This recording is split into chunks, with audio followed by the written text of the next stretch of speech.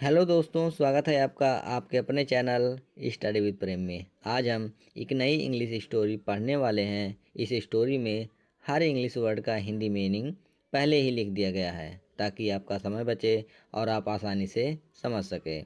साथ ही हम हर वाक्य के टेंस और सेंटेंस स्ट्रक्चर को भी समझेंगे ताकि आप खुद भी ऐसे वाक्य बनाना सीख सकें। तो चलिए बिना समय बर्बाद किए शुरू करते हैं आज की क्लास को। तो लिखा है कि the foolish donkey. Foolish means मूर्ख, डंकी मीन्स गधा। तो पूरे का मतलब हो जाएगा कि मूर्ख गधा। तो लिखा है कि वन डे यानी कि एक दिन, कॉमा लगा है यानी कि इसे अलग कर देंगे। तो एक दिन, आ डंकी यानी कि एक गधा, वाज मीन्स था, कैरिंग मीन्स ले जा रहा, आ बैग यानी कि एक थैला, ऑफ मीन्स होता है काके की, साल्ट मीन्स नमक। तो अ बैग ऑफ साल्ट मतलब हो जाएगा कि नमक का एक थैला। ऑन हिज बैग यानी कि अपनी पीठ पर। अब यहाँ पर वाज और कैरी में आईजी फॉर्म इसलिए लगा है क्योंकि ये पास्ट का कंटिन्यूस है, और पास्ट के कंटिन्यूस में क्या रहता है कि वाज लगता है हेल्पिंग वर्ब, और या फिर वेयर लगेगा अगर ये सब्जेक्ट है, बहुवचन रहेगा। और कैरी में आंजी फॉर्म ये लगेगा ही लगेगा क्योंकि पास्ट के कंटिन्यूस में आंजी फॉर्म लगता है। और हिंदी में इसकी पहचान होती है कि लास्ट में रहा था लगता है या फिर कार्य का जारी रहना पाया जाता है। तो पूरे का मतलब हो जाएगा कि एक दिन यानी कि वन डे यानी कि एक दिन, आडंकी यानी कि एक गधा, अपनी पीठ पर नमक का एक थैला ले जा रहा था। पूरे का हिंदी ट्रांसलेशन ऐसे ही होगा ना कि एक गधा अपनी पीठ पर नमक का एक थैला ले जा रहा था। He had to cross. Had to का प्रयोग एक स्पेशल यूज में किया जाता है कि इसका मतलब होता है कि करना था। कोई काम अगर करना होता है तो वहाँ पर हैड टू का प्रयोग करते हैं। तो यहाँ पर हो जाएगा कि ही हैड टू यानी कि उसे करना था या फिर वह करना था। यहाँ पर ही का मतलब वह केवल नहीं होगा, उसे भी आप बोल सकते हो। ही हैड टू यानी कि उसे करना था। क्रॉस यानी कि पार। आ रिवर यानी कि एक नदी को। टू मीन्स होता है के लिए। रीच यानी कि पहुँचने। द मार्केट यानी कि बाजार को। तो इसका पूरा मतलब हो जाएगा कि उसे बाजार पहुँचने के लिए एक नदी पार करना था। उसके बाद है कि व्हाइल यानी कि जब या फिर के दौरान भी होता है। क्रॉसिंग यानी कि पार करते हुए। द रिवर यानी कि नदी पार करते हुए या फिर नदी पार करने के दौरान। ही स्लिप्ड वह फिसल गया। एंड और फेल गिर गया। इनटू मीन्स में द वाटर यानी कि पानी। वह फिसल गया और पानी में गिर गया। उसके बाद है कि sum of the salt dissolved in the water. तो इसका मतलब हो जाएगा कि सम मीन्स कुछ, ऑफ मीन्स का या फिर की, साल्ट मीन्स नमक यानी कि नमक का कुछ, डिजॉल्व्ड यानी कि घुल गया, the water in the water यानी कि पानी में। तो आप ऐसे भी बोल सकते हो कि पानी में कुछ नमक घुल गया।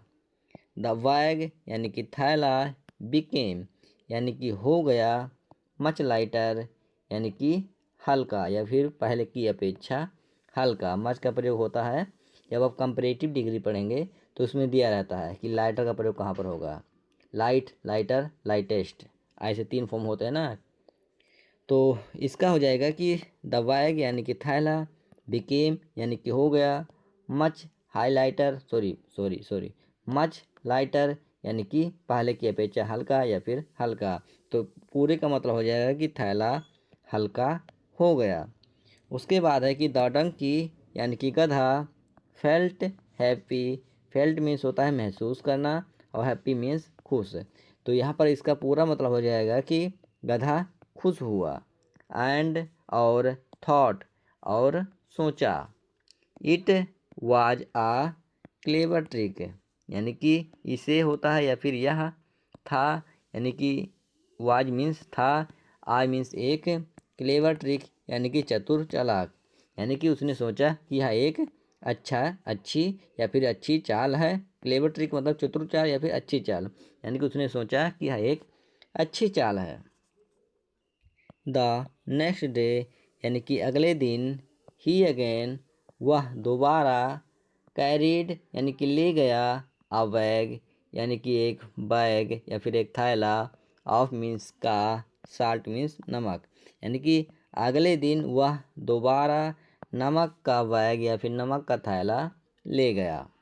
दिस टाइम यानी कि इस बार, ही मीन्स वह, डेलिबरेटली मीन्स जानबूझकर, यानी कि वह जानबूझकर, फेल यानी कि गिर गया, इनटू मीन्स में, द रिवर मीन्स नदी, यानी कि इस बार वह जानबूझकर नदी में गिर गया।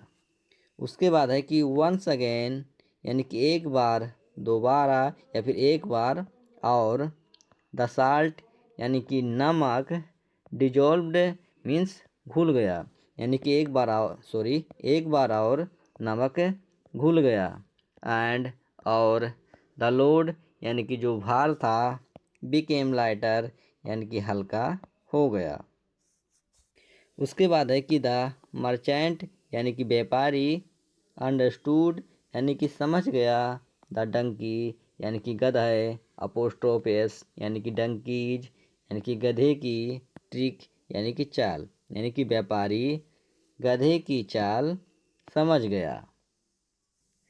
अब अगला है कि द फॉलोइंग संडे यानी कि अगले दिन, ही लोडेड यानी कि वह लादा। ये आपका हो जाएगा पास्ट का इंडेफिनिट, क्योंकि पास्ट के इंडेफिनिट में ही हेल्पिंग वर्ब एफर्मेटिव में नहीं रहता है और मेन वर्ब का सेकंड फॉर्म लगता है।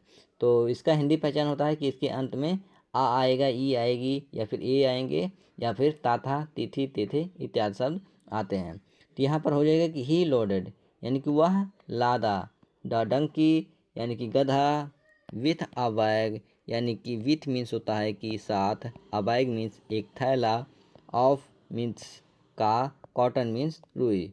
तो पूरे का मतलब हो जाएगा कि वह रुई का एक थैला गधे के साथ लादा, या फिर आप ऐसे भी कह सकते हो कि उसने गधे के ऊपर रुई का एक थैला लादा। उसके बाद है कि द डंकी यानी कि गधा, क्रॉस्ड यानी कि पार किया, द रिवर यानी कि नदी को, यानी कि गधे ने नदी को पार किया। एंड मीन्स और, इंटेंशनली इंटेंशनली यानी कि जानबूझ करके, फेल यानी कि गिर गया, इनटू द वाटर यानी कि पानी में, इनटू मीन्स होता है में, द वाटर मीन्स होता है पानी। अब एक चीज़ और समझ लो, कहाँ पर इनका प्रयोग होता है और कहाँ पर इनटू का प्रयोग होता है। तो इनटू का प्रयोग होगा कि जब कोई चीज़ बाहर से अंदर आ रही हो तो वहाँ पर इनटू का प्रयोग होगा, और जहाँ पर कोई चीज़ पहले से ही अंदर हो तो वहाँ पर इन का प्रयोग किया जाता है। तो यहाँ पर हो जाएगा कि वो बाहर से पानी में गिर रहा है ना, तो इसलिए यहाँ पर इनटू का प्रयोग किया गया है। तो हो जाएगा कि द डंकी यानी कि गधा, क्रॉस्ड मीन्स पार किया, द रिवर यानी कि नदी को, एंड और, इंटेंशनली यानी कि जानबूझकर, फेल इनटू यानी कि में गिर गया, द वाटर यानी कि पानी, यानी कि गधा जानबूझकर पानी में गिर गया। उसके बाद है कि बट लेकिन, द कॉटन यानी कि रुई, एब्जॉर्ब्ड यानी कि सोख लिया, वाटर मीन्स पानी, लेकिन रुई ने पानी सोख लिया, एंड और, बीकेम यानी कि हो गया, वेरी हैवी यानी कि बहुत भारी, यानी कि लेकिन रुई ने पानी सोख लिया और बहुत भारी हो गया। उसके बाद है द डंकी यानी कि गधा, कुड मीन्स सका, हार्डली यानी कि मुश्किल से, मूव मीन्स हिल। तो पूरे का मतलब हो जाएगा कि गधा मुश्किल से हिल सका।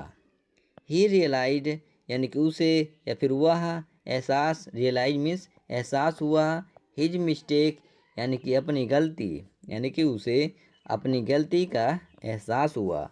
एंड और, नेवर कभी नहीं, ट्राइड यानी कि प्रयास किया, द ट्रिक यानी कि चाल, अगेन मीन्स दोबारा, यानी कि और, दोबारा कभी यह चाल या फिर चाल का प्रयोग कभी नहीं किया।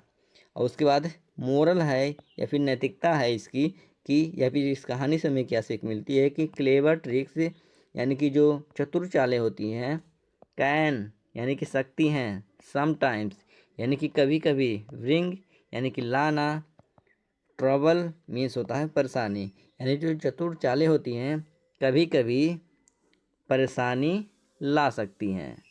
तो अगर ये कहानी आपको अच्छी लगी हो तो प्लीज़ कमेंट में हमें ज़रूर बताएं, और वीडियो अगर पसंद आया हो तो वीडियो को लाइक करें, चैनल को सब्सक्राइब करना ना भूलें।